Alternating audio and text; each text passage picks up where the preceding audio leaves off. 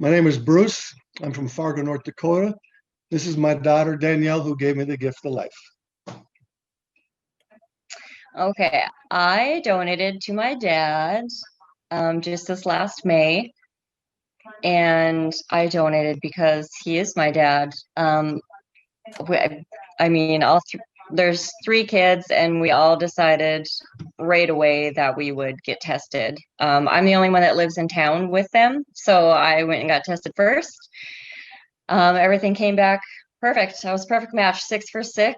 So it was kind of a no-brainer. I don't think there was really ever a doubt that one of us was going to donate to him. So, not just saving his life, just giving him a better quality of life and seeing him feel so much better now, it was worth it. I've been having these kidney stones for maybe 20 years, and my labs kept coming back worse and worse. And finally, he said to me, you got two or three choices. One, you can go dialysis. Two, you can wait for a cadaver, which takes 4 to 5 years, or you can find a living donor. Well, when we presented that to our kids, like Danielle said, they all stepped up, but Danielle just said instantly, I'll do it. My reaction was, I hope it doesn't affect her in any way. So I wasn't sure if I wanted her to do it. I didn't want anything to happen to her with this situation. I mean, I'm old and she's young, but things turned out pretty good. Uh, our labs went good. We had stress tests, and we were going to do this in March, and then COVID showed up, and then 2 months later they said, "Well, let's do it." And then more labs came, and I'll never forget the first labs I had was 18 vials. And I just went, whoa, are you going to take all my blood? I said, wait. Anyway, turned out really well, and I'm pretty happy. And like Danielle said, she really gave me the gift of life. Before surgery, we actually got together the night before surgery and just had a quick little supper together. And I felt good. I wasn't nervous for myself, really. I was just more nervous for him. I just wanted everything to go smoothly and everything would be okay. I don't really remember the entire first day after, so lots of medicine. So that day just cruised by, but everything went good, better, as good as expected. So I think it was the second day, and we couldn't have any visitors, of course, because of COVID. So we were alone. And so the second day, he called me to let me know that he was gonna leave ICU to come up to my floor. And of course, that's in the morning, and hospitals take so dang long to get everything rolling. So it was like, when are you coming? Are you here yet? So I waited all day, and finally, about 7 that night, I think I could hear him and the nurses like coming down the hallway, and that was just really exciting to see each other right after surgery, and both just started crying, and it was an emotional day. Yeah, I was the same way. Uh, Weeks before, I was pretty apprehensive, thinking, well, hope everything goes well. We had a really good kidney team, both of us. And, like she said, the night before, you kind of not sure. We went into surgery, or not into surgery, we went with her to the hospital at 4 or 5 in the morning just so she could be with us. Well, her surgery was really early, and mine was 3 hours later. So we were with her until they took her. And then I asked, well, can I just stay here? And they said, sure, we'll put you in the bed and you can stay here. Well, then that was fine. And like Danielle said, I don't remember day one or half a day two. Mhm. Uh, and then we finally got together Tuesday night. Uh, and then everything just kind of went smoothly after that. We were taking a lot of pills. And I think I'm down from about 18 in the morning and about 15 at night. I'm down to like uh, 6 at night and 10 in the morning and 4 in the afternoon. So my pills are going down and everything's good. My labs are coming back well, and I don't have to see the doctors or labs for months at a time now. So for Daniel and I, she's running marathons already, and 10 miles, and I'm just getting back to being able to rake grass. And so for both of us, I think before was the not knowing, you know, and like she said, I was more worried about her than about me. I had actually told Karen, my wife, if anything happens, make sure she comes out better. It was an emotional week, but it was worth it. I would do it again in a heartbeat. I guess, like he said too, both of our teams were so good. I think, they helped really guide us through this entire process. And I mean, I think if I had any advice to give somebody, just ask them questions, because what you don't know what you don't know. So I think That's true. for me, we learned so much. It was crazy, but our teams were so helpful, both of ours. So Yeah, I have a before team and an after team. So I had completely different nurses before, and now I have completely different nurses. I kind of have the same coordinator, and she keeps checking on me to make sure all my drugs and the levels are good. And You had it done.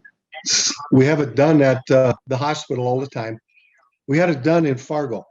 The choice was, well, we do it in Fargo, and we have a great doctor, Dr. Mystery, who's done, I don't know, 300-400 of these. And we thought, why not stay close to home instead of Mayo, And so we stayed in Fargo. But we had a lot of people commenting on us, and they enjoyed seeing our shirts that Danielle made.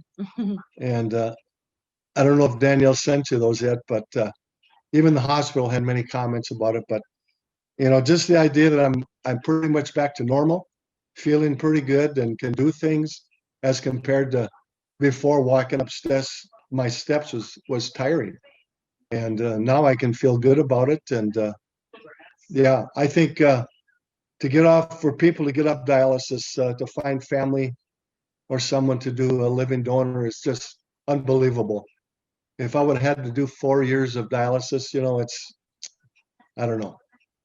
It would have been tougher, I think, for us. And that's what Danielle thought too. So recovery. So we were in the hospital for a week, Monday, and we both got discharged on Friday, actually. So really sore.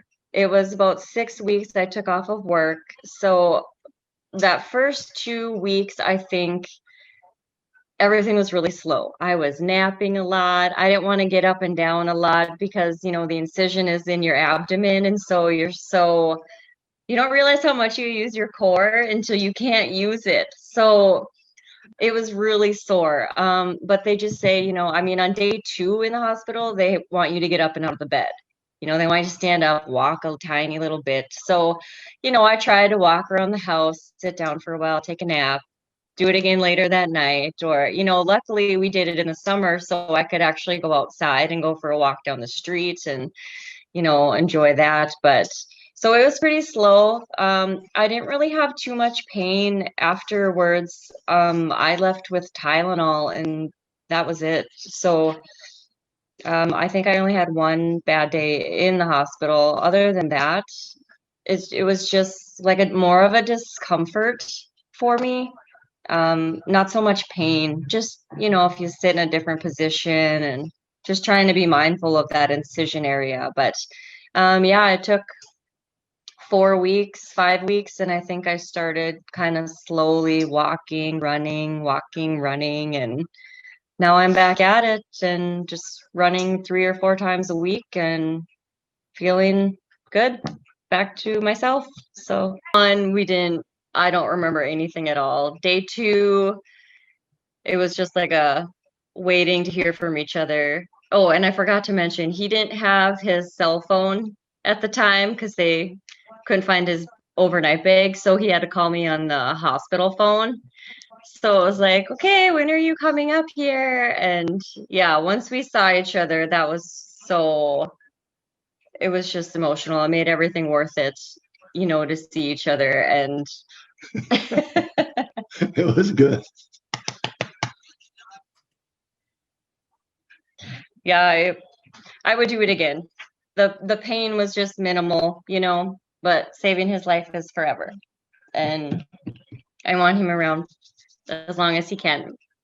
Yep. We did find out one thing, that if Danielle ever has trouble with her kidney now, she goes to the top of the list before anybody else to get a new one. So that's kind of nice. Yeah, from the start, from the very first test that we did all the way up through transplant, nothing came out of my pocket. Everything gets billed to transplant. Everything is on the recipient side. The donor has nothing to pay for or deal with. So that's really good. My work is great and covered it. So I was just able to take the FMLA leave and everything was covered through that. So yeah, I know when I was meeting with my coordinator, there are different options. You know, if your work doesn't cover it for you, there is different options that you can help still get an income while you're recovering. I always went to all of Bruce's doctor's meetings with him. And for some reason, one day I did not go, and he came in the house, came up the steps and started crying. And it's like, oh my gosh, what's going on? And at that time, his doctor had told him he needed to have a kidney transplant done. So within a few days, they started meeting, finding out what we had to have done. And then Danielle came to a meeting with us. We met with dietitians, the lab people. Pharmacist. Yeah, the pharmacist go through all your drugs with you. And Danielle had come with us that day, and they had the big flag up, which we have hanging outside right now, that says "Donation saves lives." And Danielle just said, after she was done speaking and we started to leave, she said, "What do I have to do?" And said, "I'm signing up for this." It was a great decision, but now I'm going to cry. It was hard as being a parent, because you're so very proud of them, but you're also frightened at what could happen for them. And I think when our transplant team, like Bruce said, has been so awesome. Danielle had her own team and Bruce had his. They weren't allowed to speak with each other because it was kind of like coercing each other. Assured us that, like he just said, if anything would happen with her remaining kidney, that she would go to the top of the transplant list right away. I think that made us feel better. And then over the next few months, just doing all the labs together. It's a lot of labs, not just for Bruce, but for Danielle. And it was a good thing she's a runner, because those stress tests are tough. So, yeah. And then when they were set to do it in March, if I remember right, we found out that Friday. They were supposed to have the transplant on Monday, and we found out, I think it was that Friday, that because of the COVID, it was put on hold. So that was just a big letdown. Just, you're so psyched up and prepared for it. And then the doctor called and said, if we're going to do this, we've got to do it, because with the COVID, I really feel it's going to get worse for the summer. And it has. So we're just so very thankful that they did do it. And I think probably one of the most stressful parts for all of us involved was waiting to get that COVID test. They had their test done on Friday morning, and they said they'd rush it through. And Bruce got a call at 7:20 that next morning, which was a Saturday, saying that he was negative, and Danielle had already been notified that she was negative too. So then we just had Sunday, and yeah, just everything got rolling really fast. It was hard for me because during the COVID time, I couldn't be there. I was able to be with them before they took them up for surgery. And then I couldn't get up until Wednesday. They had opened it so one person could go in. That was a good thing. That was good to know. I didn't even know that. The funny thing is, my sister, who was way out on the East Coast, sent me a text and was like, "Mom's coming to visit you." And I was like, "What?" And she's like, "Yeah, they're allowing visitors now." How do you know that? I'm the one in the hospital, but you're finding out, like, what? Yeah, she's So- always telling us what's going on back here before Yeah. we know. So Yeah, it's been a really good thing. we're proud of all three of our kids, but yeah, Danielle's the only one that has any presents under the tree right now, just saying.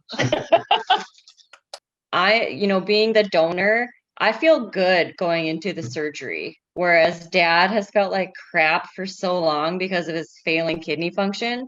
So out of surgery, I feel awful. You know what I mean? Like I'm a healthy person going in and having a surgery. So I feel like crap after, whereas he's going in feeling bad and he's coming out feeling good.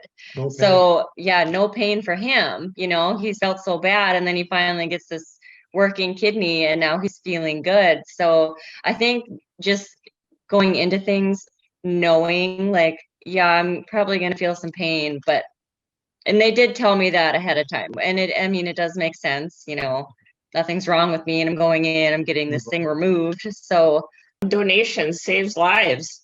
And they actually fly that at our hospital the day of transplant.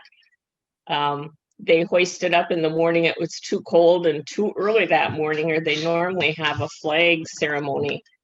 And we didn't get to do it that day because of the COVID and everything too. But yeah, Danielle's got that and some running gear from the Kidney Foundation.